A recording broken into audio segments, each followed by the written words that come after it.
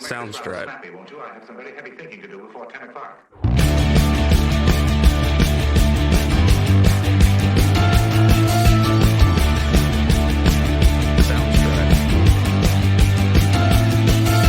And we're rolling. I'm here today with Paul Stapfer.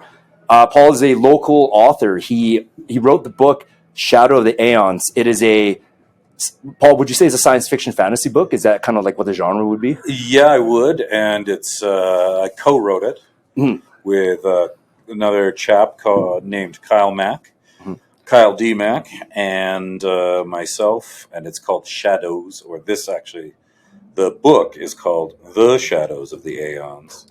I've been working on it as I've been actually trying to turn it into a cartoon, and have dropped so it's just Shadows of the Aeons. Okay. But as the book will be found on Amazon. Yeah. Dots, UK, CA, com. Yeah, you can also order it at Chapters still, I think. That's where I bought it. You can order it through Chapters, I believe. It's on their website. Yeah. Excuse me. Yeah. Yeah. It was sci-fi. To answer your question, yes, sci-fi fantasy. Sci-fi fantasy. Yeah, we kind of wrote it. You had said earlier, but yeah, it's a sort of a mix of Clash of the Titans meets Inglourious Bastards. Fuck yeah. With a touch of Untouchables. Sweet.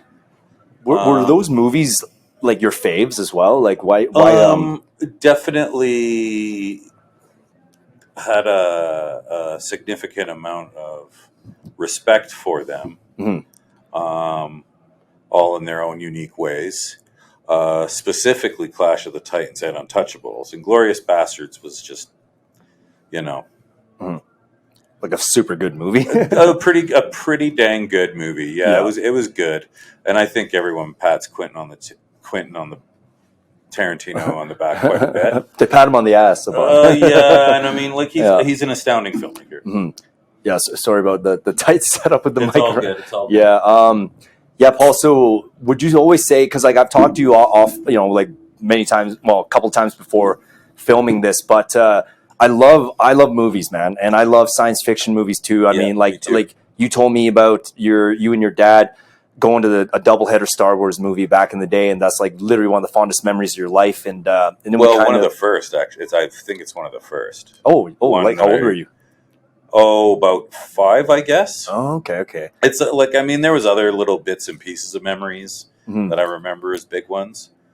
But it would be like like playing in a lake for the first time, sort of thing, and having dad swinging you around or whatever. But just like brief snippets where this was like an extended, because it was like the movie and a sequel. Yeah, and a lot of happened within the movies itself.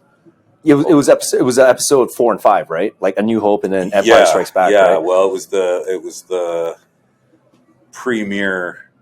It was a doubleheader of Star Wars: New Hope and the premiere of Empire Strikes Back. And I remember watching, Star Wars, but again, it's like you remember the trailer. You know what I mean? You remember Darth Vader. You remember him and Obi-Wan. But it's like, it's like snippets of stuff.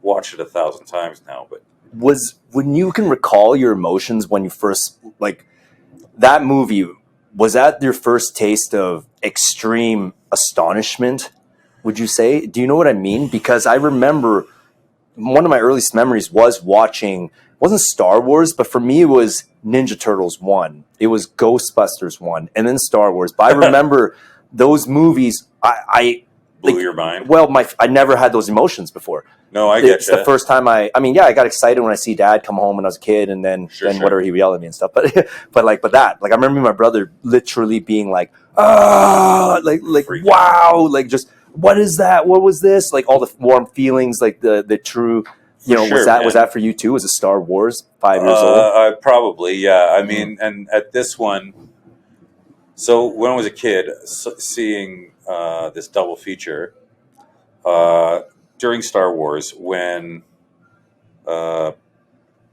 Vader and Obi-Wan are having their fight, and no, I am the master.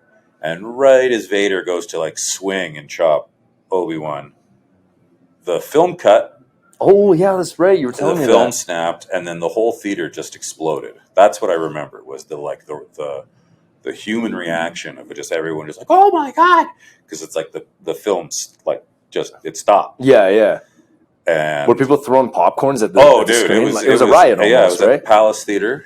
Yeah. When it was a theater, and it was 2-tiered, packed place, and that's a pretty big space. So it was, and that was big. That was like the biggest theater I'd been in. So that's the sort of like the grandness of it. Like that's what I loved going to the movies for.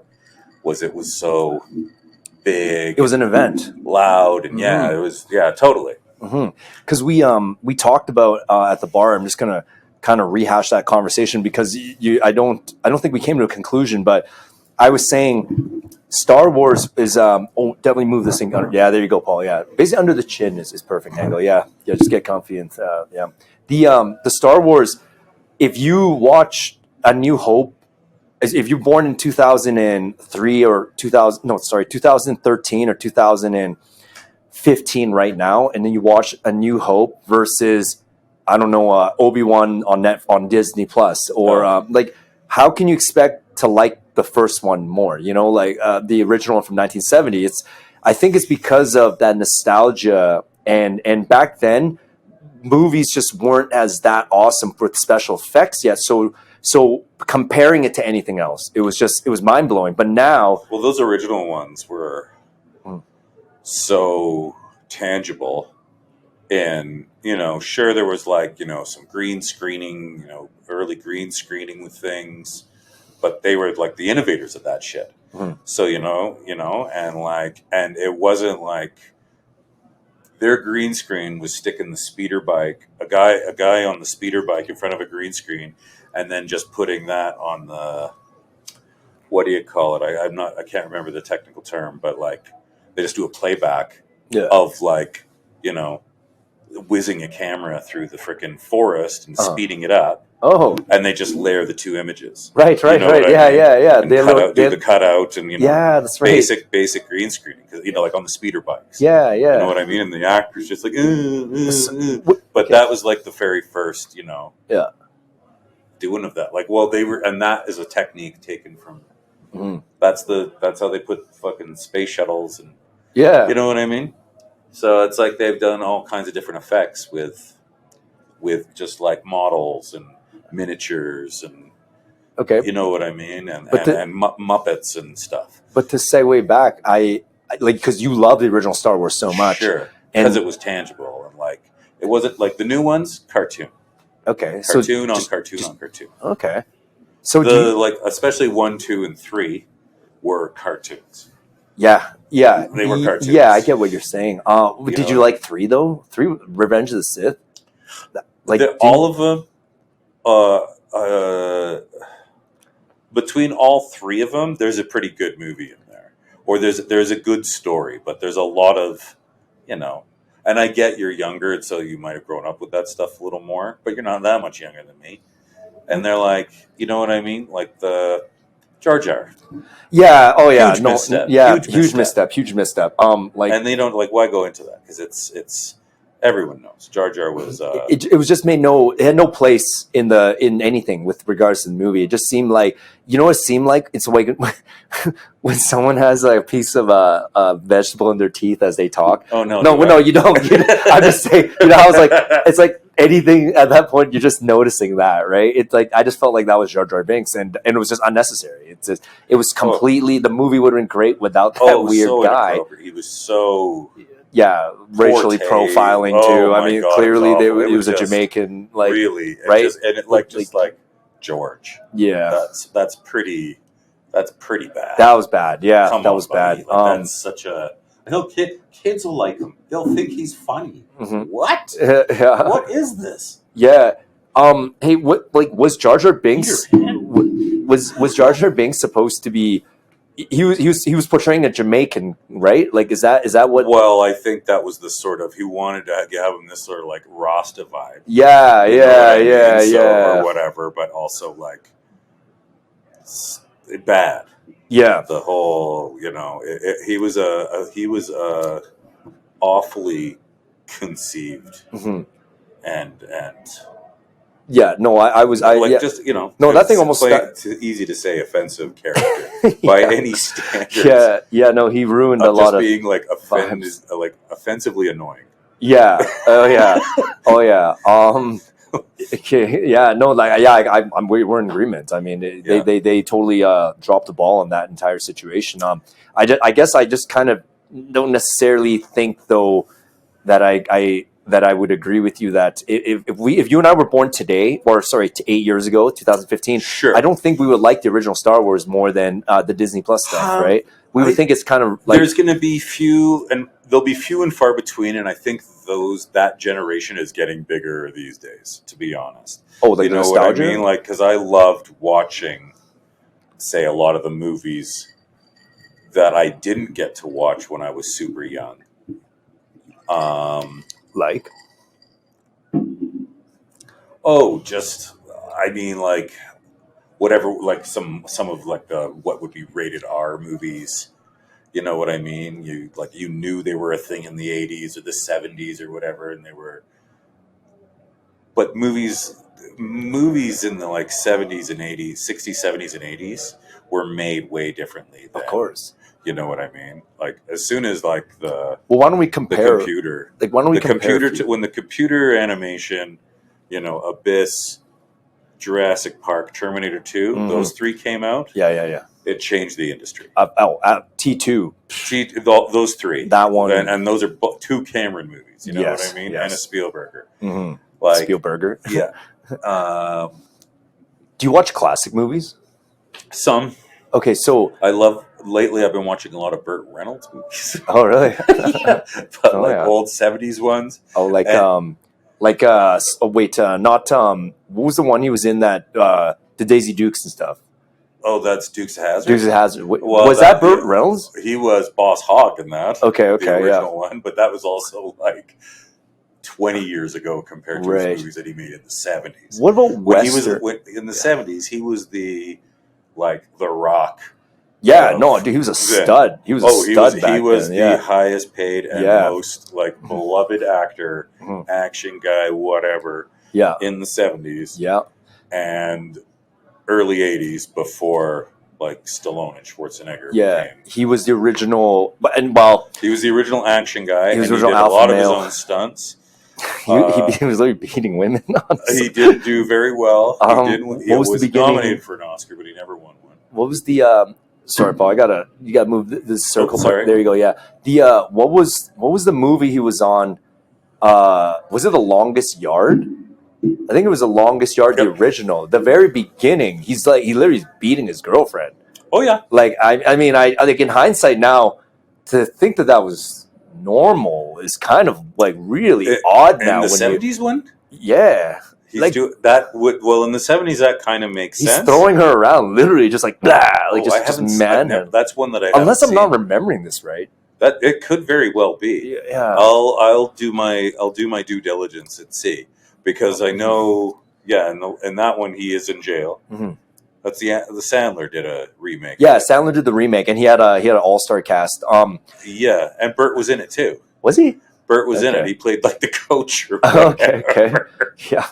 No, Yeah. Burt Reynolds is amazing. I mean, when you have a shot named after you, the entire world knows what it is. That's But never really thought of it that way. yeah, I want to ask you this though, Paul. So, okay, so you're slightly older than me, and we don't want to give the audience our exact age because that would just hurt our feelings. But like westerns in the 50s and 60s, they were very profound. Like Clint Eastwood, we're talking about Charles Bronson.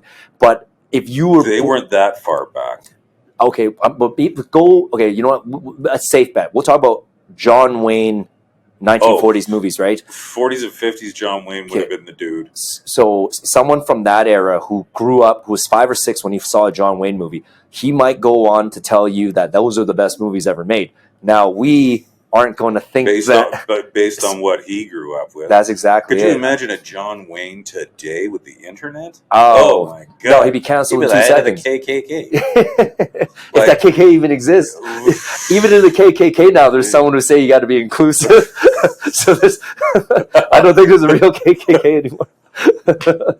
I'm not too up on my. I don't know if that's true. I don't know. Yeah. Well, this might be like it's an off-brand. It's like we're losing the essence of our racist ways. Like, no, man, it seems we just have to evolve here.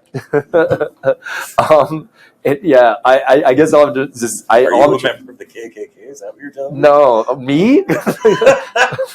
I'm just saying. It's just. We will always love the movies that gave us that first emotional boost. Absolutely. That was from when we were kids. Yes. And we will always think that that's better than anything that'll come out, no matter what the special effects are. But what is the actual? But what is the actual truth? Like, what is actually like a good movie? You know what? You kind of know what I mean?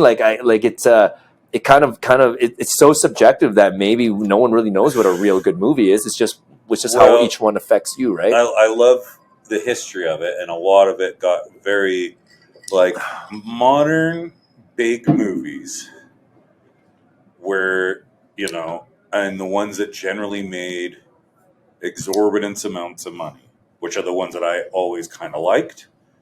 And like Avatar? The Avatars, like pretty much every movie we've named, so like any sort, and I love like weird, quirky, strange movies that no one's heard of. Like? But that's hard to say because they're usually there'll be something old and obscure made by a filmmaker who now has like won an Oscar. Like I loved a movie called Kronos, Guillermo del Toro. Oh yeah, okay. It's one of his very first movies, and it's like this weird old guy becomes a vampire. He finds this like golden scarab. It's low budget. Is it an American movie? Oh no, it's like because Guillermo Spanish. He's Mexican or Spanish. Yeah, I'm sorry, Guillermo. I don't know offhand. I think it was made in Mexico, maybe Spain. Did he do? Did he do?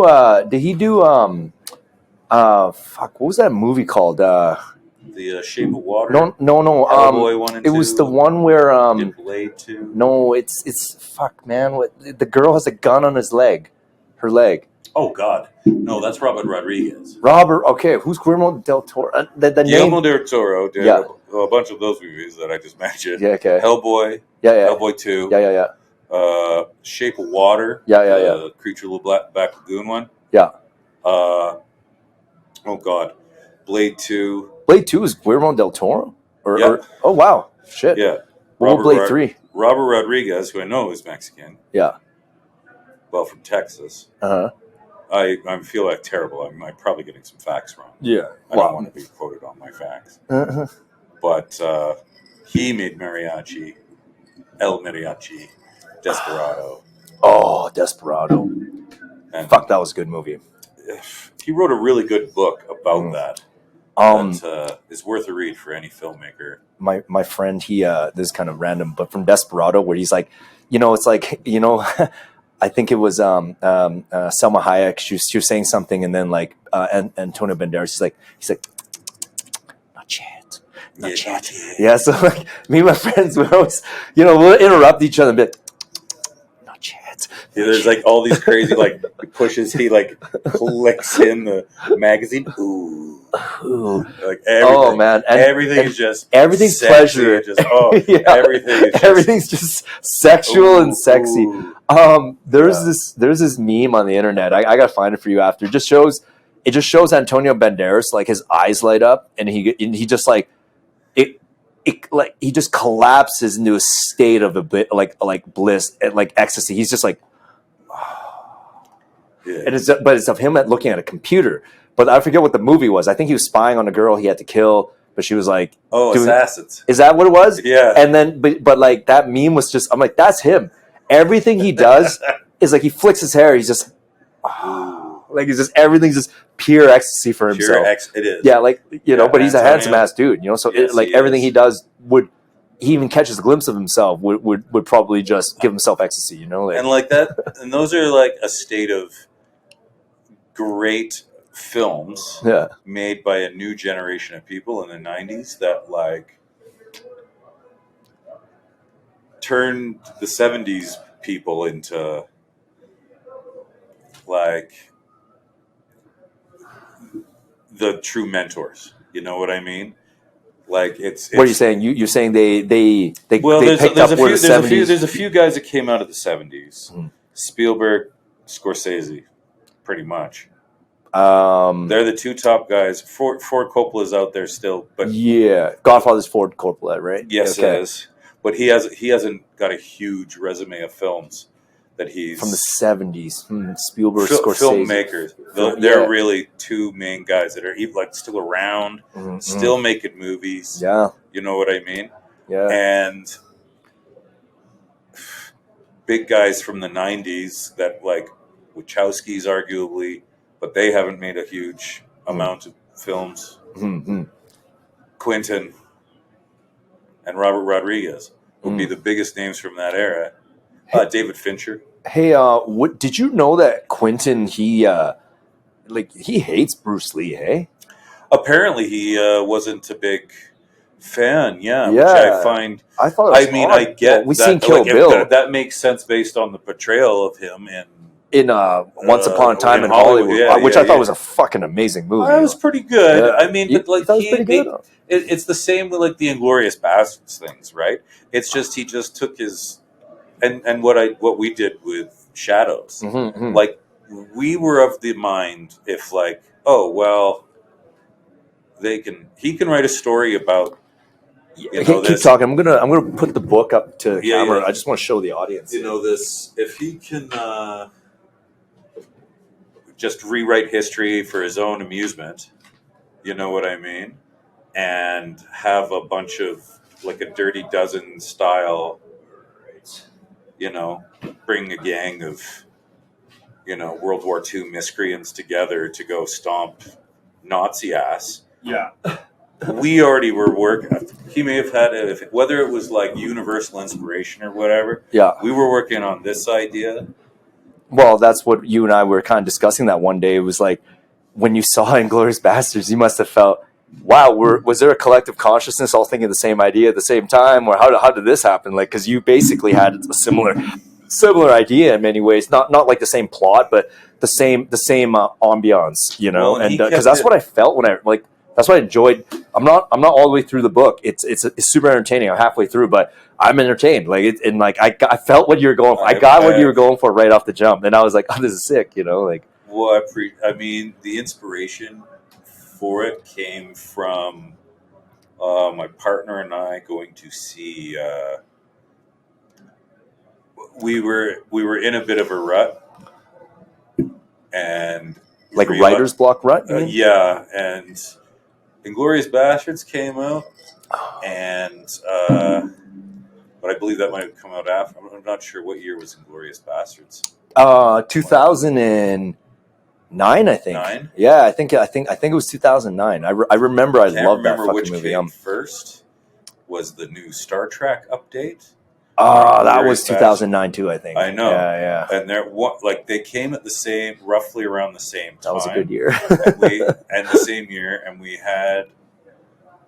were already working on a book that we knew we wanted Hitler in it. Guys, don't take this out of context. First of all, sorry, that's a sound like he's the villain. He is the villain. Yeah. Okay. Shadow of the Aeons. It's a science fiction fantasy book. The Shadows of the Aeons. Sorry, Paul. But then I said you took away the there. But yeah. Okay, Shadows of the Aeons. I'm just gonna go with that. It's a science fiction fantasy book, but it's centered around Hercules. Okay, and he has to fight essentially Al Capone and Hitler. Al Capone and Hitler. Through you got to read it. It's a science fiction fantasy, but they basically interfere with the space-time continuum, if you will, and it's full of. And we opened up a whole multiverse theory. Yeah, right at the beginning of the MCU. Yeah, where they are now, and this was, but we didn't have any. We were nobody writers and had no connections, and knew very little about writing books or especially marketing. Yeah, well, and when then the world kind of went the way it did, and it seemed like would be very hard to market, based on the content that you just heard. Yeah, but this is at the end of the day. I don't mean to be. It was really comedic, fun to write. Yeah, it's a fun book. At the end of the day, really fun to write. We never laughed so hard, and that's why during COVID, I started putting together. I kind of started working an original manuscript that was kind of a script, because we wrote it as a script first. Oh yeah, because the idea was turn this into a cartoon first. Well, we had kind of wanted to write it. We were throwing around the idea like it would make a good show or make a good whatever, but we said that let's do it as a graphic novel. Yeah, that'd be sick. This is a graphic novel. Yeah, and we had an artist who's fantastic who did some character designs, and actually timing and everything didn't work. Some of the drawings are on. I'm gonna put his Instagram, but his Paul's company it's called Terrabola Productions, I think, right? Terrabola Pictures. Sorry, Terrabola Pictures, and there is some art in it that is basically from sections of this book. So there's sections of this book. We've in lieu of when this came out, I've had several different artists do multiple character depictions. Oh goodness, concept art. I keep imagining a little bit of like a Rick and Morty kind of drawing. Dozens of artists do stuff for this now for pieces of all kinds of different things. Yeah. I don't know. I sorry, I'm kind of repeating myself, but I picture when I was reading this, I pictured it before Rick and Morty even came out, kind of like that for some reason. And it was before Rick and Morty came out too. Yeah. When they started doing the vortex gun, I was pissed. Dude, this kind of is like a big Rick and Morty book in a way. Oh, they go anywhere, do anything they can. No, there's no rules. I know. Everyone's okay with it.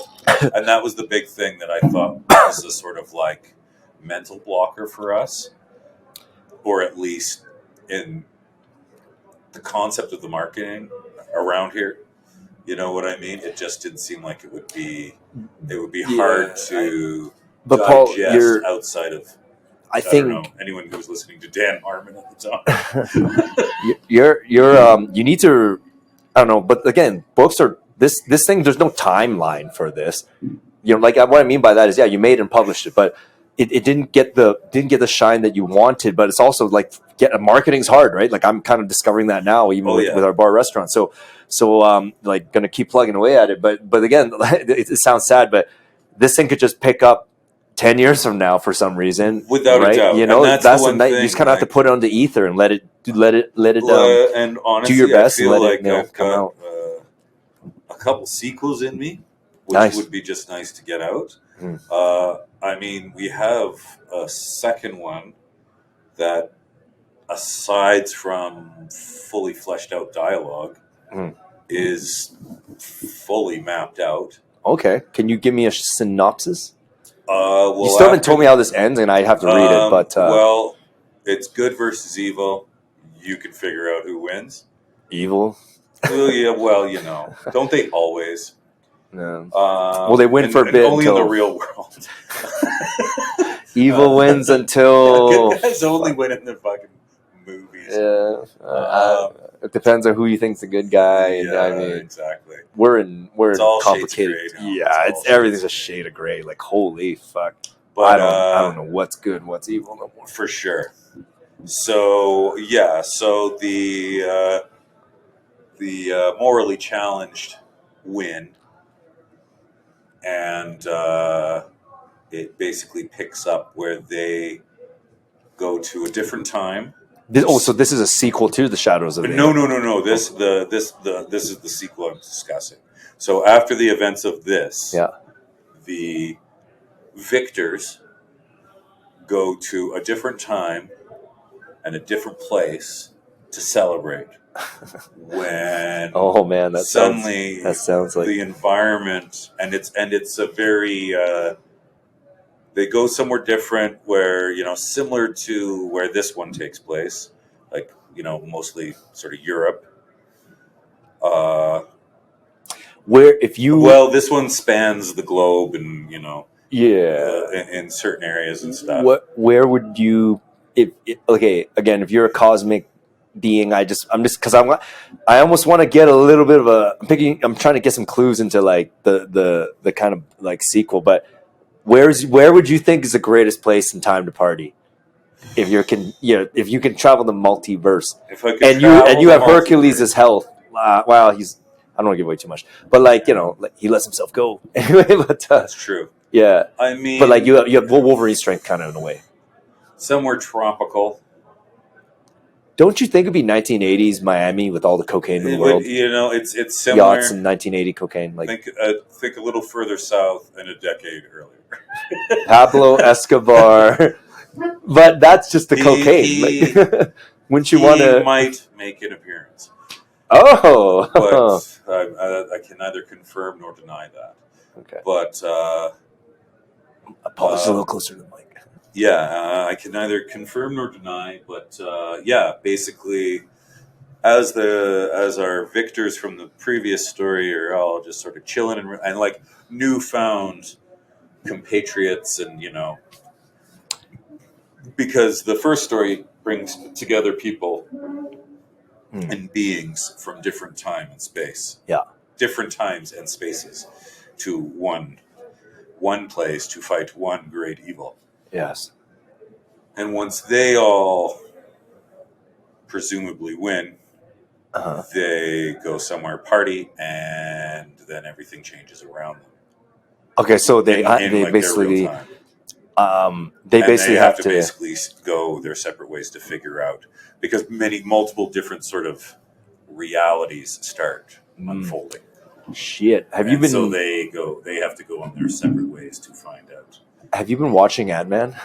Is there trickles of the Kang Emperor Kang multiverse plot?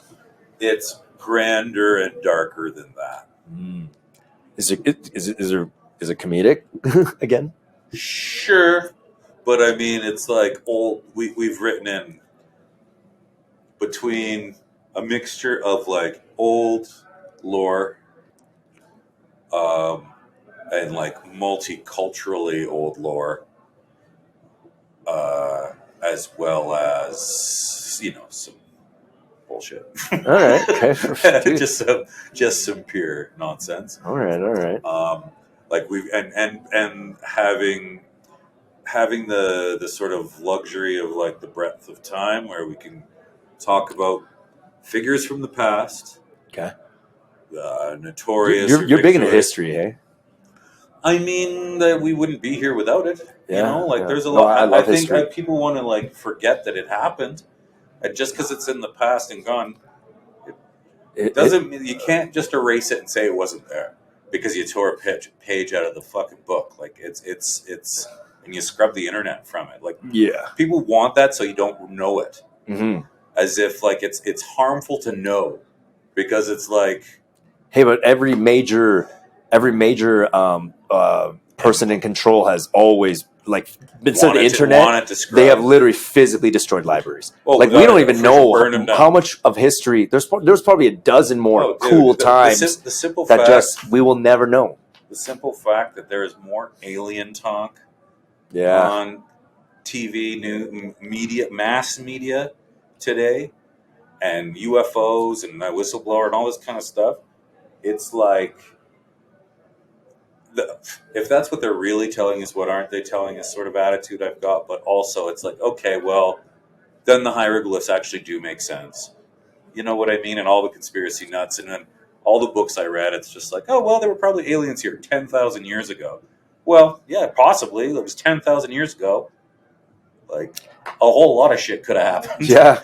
There was probably a giant volcano that fucked up shit. Yeah. That we have, there's probably carbon traces out. You know what I mean? Like, we just know so actually little at all times. We think we know something, but even that, it's, if you think about it, most people when they're reflecting on history, they're only reflecting on fucking their own 8,000 years of a billion year history on just this planet alone. Like, who knows how many times? Thinking that far out, looking out into space, dude. We're thinking about a speck in a like a super mile long We are in a continuum. small box in like who knows how big. Yeah. You know, and So- what's behind whatever's there. You know what I mean? You look Our out brains at are the literally night sky. Oh, right. like You look out at the night sky, you can't even see how far it is. Most people living in cities, I think that's kind of shut off. You know what I mean? Because we so rarely, all you're looking up at is like the end of a building. You don't see the stars that often. Yeah. You know what I mean? Oh yeah. You don't get that you don't see it and it is something that's sort of like erased and missing from us a little bit. Especially like in a big metropolis sort of thing. Yeah. It's unfortunate because I mean, that's my sort of religion. You know what I mean? I don't like truth. Well, I'm yeah. sorry. I didn't mean to say it like that. It wouldn't hurt. You You know what I mean? But just knowing that like there's something way out there beyond, dude, you think my comprehension, and say, oh, there's nothing out there because God didn't make it. Like that's silly. That's like an ant is intelligent enough to do its thing with its ant farm. And you think the ant can register what all this is from looking up? Like, so we are ants to an ants to an ants, right? And the way that they're communicating with each other is way beyond what we could comprehend. Yeah. I've seen Honey, I Shrunk the Kids. I know. Excuse me. I mean, that ant scene actually scared the shit out of me as a kid. Well, I know. Holy well, fuck. and imagine if you were a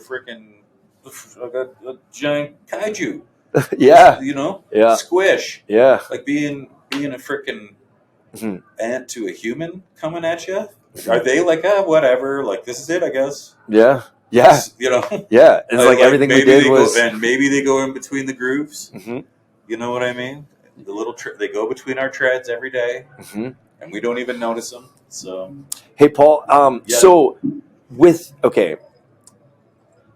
you say you and Kyle D Mack wrote this, like, what, like, how did you? Was it like I have this idea, you have this idea, and then you guys merged it, or was it? Like how does I get confused when I see that. And I'm not trying to start shit. I'm literally just kind of, I mean, because it worked out where we basically came at it from two different sides of like two different schools of thought. One being, I'm much more of a Star Wars, South Park kind of guy. Love South Park, and he's more of a Star Trek, and I'm a big Star Trek fan. Oh, same here. But he came my from God. like a very old, like Kirk is God. Star Trek, and like Family Guy. Okay. But would you say this book is absolutely 50-50, like partnership? 100%. Okay. I would, and one editor, who basically did all our proofing. How come this? Why this? Punctuation and stuff. But in general, it was 50-50 down the line, writing wise. And more or less what we've got laid out for future installments. Fuck yeah. We've discussed at length and can just riff off to each other. This, like, we know at least major beats. You know what we want? Like, this is what we want to happen. We want this to happen. We want this to happen. We want this to happen. But we both are, he's got a 6-year-old. I've got a 1-year-old. Oh, yeah. Congrats, by the way. Sadie, right? Sadie girl. Yeah, Sadie's his daughter. So it's just become, careers, other, like writing. There wasn't enough work done to market it for us to, and like. But again, any first book that becomes a bestseller is If it was that easy, any first we would book all that's become a bestseller. Whoever's written it's already got 6 other books, or you know what I mean. That was a first time one and done, like not one and done, but like we did it all for the sake that we could do it. We liked it, and we put it out there, and that took 7 years. Yeah. You know what I mean? Oh, yeah. Like it didn't, and that's because we were working together. We kind of wrote it in bits and piecemeal. over the course of several years, when we worked together as teachers, and we would have our breaks and just Okay, well let's get Kyle on as well. done. Yeah, I'm gonna wind this down for sure because like we No, talked that's fair. we discussed this as more of like almost like an intro podcast to Yeah, sure. to you and Kyle coming on to actually fully discuss this and your if future I'm warning projects you up together. to Kyle, then be prepared. Yeah, He's a smooth operator. sweet. Yeah, I've been waiting to meet him. And then also I want my cousin Wilson and you to do one of these and Has just he kind been of on here yet? hear your origin story. What? Has he been here yet? Wilson's been here a bunch. Yeah, basically has a chair with his name on it. But no, has he been on this? Oh no. Then we got to get him on. Oh yeah, of course. I But I know his cousin. yeah. Rick's been on. He was on Yes, and I know that guy promoting too. his band. Hold on before we completely wind this down. I want to get in a little bit of Star Trek talk here. Two things.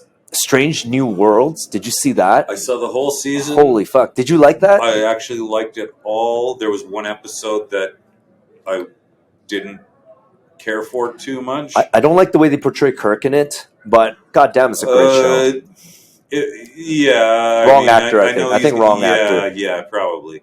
And I know they're going to do another season. They'll probably do some adjustment. Another season's coming. Okay. So I'm interested to see how they.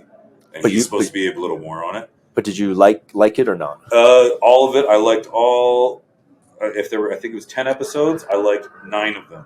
The one that I wasn't a huge fan of, it was very Star Trek, but it just felt a little too. And it did have a couple laughs in it for me, but it was the one where it was like in the fantasy story. Oh yeah. Little girls, little yeah, fantasy yeah, story come to life, yeah. and they were like the captain. Was it Pike?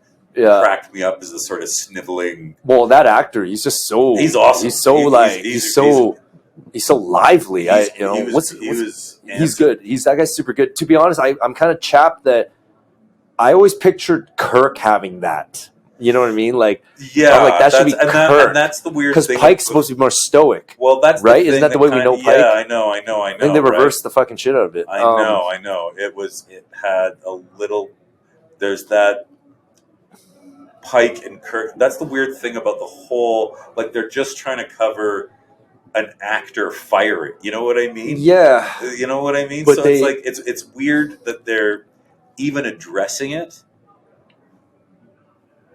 But okay, they're going to address it, and they're going to make this guy who's kind of Kirk, but not Kirk. So it's a little off for me. I agree, but overall, I really dug the whole thing. I liked it. I loved it. I can't wait for part 2 here. Well, even though we know what happens to Pike, it's pretty. And he knows too. That's why it's odd because he knows he has 10 years left. The foretelling of it, I know. So he's just like, you know what, I'll do whatever. Well, I love the actor. Yeah, he's great. He's the Hell on Wheels guy. Yeah, I heard about that. I never watched Hell on Wheels, but okay. Last opinion here, and then we'll wind it down. But we'll set you up to come back on, Paul, for a couple of these. And the new Picards. Did you see those? Saw the first season. Okay, I have mixed feelings. Half of it I think is just garbage, and then the other half, the third one was the first season. I felt the first half. Everything with Picard was great. Wasn't a fan of his crew.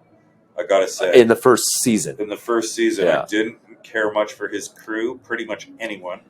And then I know what happens in 2. Q's in it. Don't know what really happens. 2 was confusing. Yeah. I'm still kind of not really understanding what the fuck happened. So they were trying to get a little deep and crazy with Q. It got weird. And then the third one, I know it's pretty much the Orig. Yes, yeah. So the third one was sick. The Orig Next Generation. Third one was great. I am eager to see it because I. You didn't see the third? No, I haven't seen. I've only. Sorry, seen the first one. Did you see the second one? No, I you know only of it. saw you only saw the first one. Only the first, and only liked Picard as himself. He's the only character I wanted to get. My best way of describing season 1 of Picard was, it's like when LeBron James, and I don't really like LeBron James, but I do like basketball. It's like when LeBron James got he restarted with that fresh group of people from the Lakers, and then they didn't make the playoffs or whatever. Like that was I was like, what is this? But What dude, about that book makes you think I know anything about sports? you don't know anything about sports. Never mind. So what I just said to you was like, The total Russian. okay, Don't know. all right. Okay. But no, I get the reference. Yeah. Okay, Paul. I'm gonna wind this off for now. Yeah, we did about 40 minutes here, and like we can keep going. Let's have a drink at the bar. Kaks Bar Podcast. We are open now for lunch. 11 a.m. to. We're open from 11 a.m. to 2 a.m. We're open for lunch as well. That's what I meant to say. Nothing's changed. Same handles: TikTok, YouTube, Instagram, Spotify, Apple, all at Kaks Bar Podcast. And Paul Staffer's book. This one is called "The Shadows of the Aeons." If you're in Calgary, you can get it at Chapters. If they don't have a physical copy, you can definitely order it, and it's good. I'm going to finish this thing off because he refuses to tell me even off the air how it actually ends because I'm so busy right now. I just wanted to tell me how it ends so then I can kind of like speed read it. You know what I mean?